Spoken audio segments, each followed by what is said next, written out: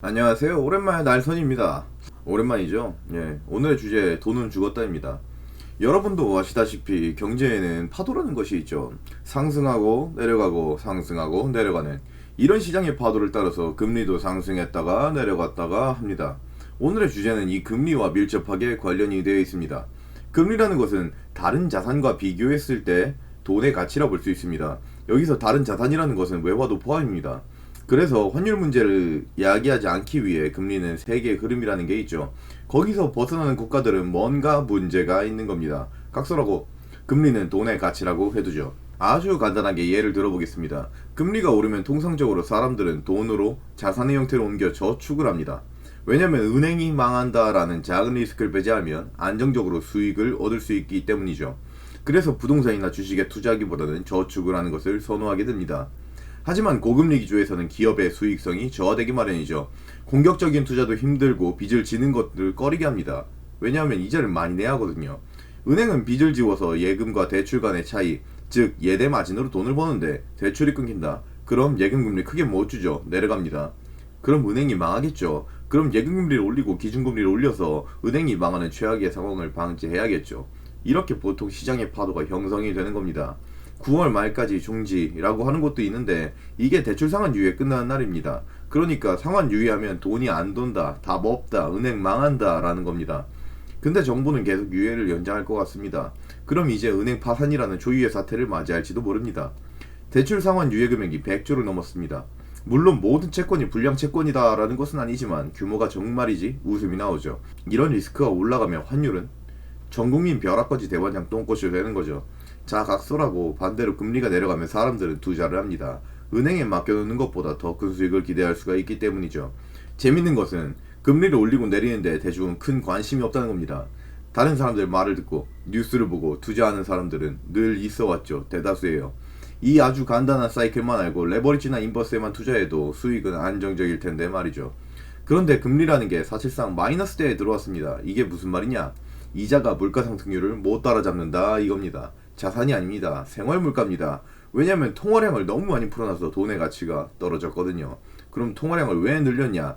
마이너스 금리로 들어가는 게 사실상 불가하기 때문에 시장에 돈을 돌리려고, 즉 0% 가까운 기준금리에서도 돈이 안 돌아가기 때문에 인위적으로 돈을 풀어 시장을 굴렸다 이겁니다.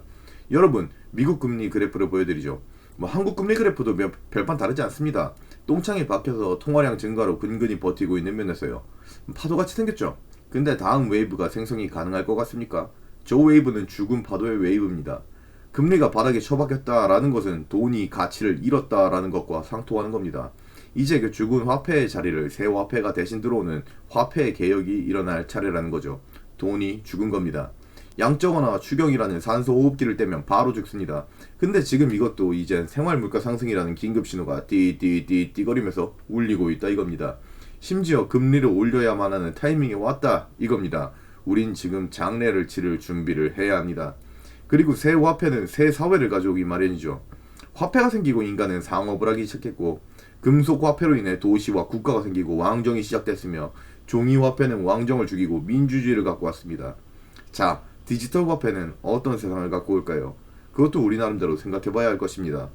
우리가 알고 있는 돈은 이미 죽었습니다. 그럼 우리는 다음 화폐 시스템을 대비해서 자산 형태를 바꿔두는 게 유리하겠죠.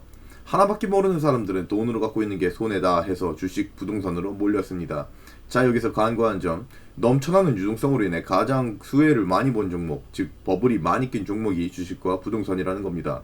다음 화폐 시스템이 건전한 방향으로 설계된다면 그 과정에서 저 둘은 제 값을 찾아갈 겁니다. 역사적으로 단 한 번도 예외 없이 이런 시기에는 큰 손해를 본 종목들이다 이 말입니다. 그런데 대중들은 저걸 미친듯이 긁어보고 있죠. 영끌이니 비투니 하면서 말이에요. 이런 식으로 경제위기 때마다 빈부격차는 엄청나게 커져왔습니다. 많은 개인들의 인생은 파멸을 맞이했고 그들의 고통을 양분삼아 커온 게 빈부격차입니다. 자본주의 사회에서는 돈의 흐름을 읽지 못하면 도태되는 게 당연하다면 당연하죠. 이건 농부가 농사 짓는 법을 모르는 것과 다르지 않은 겁니다.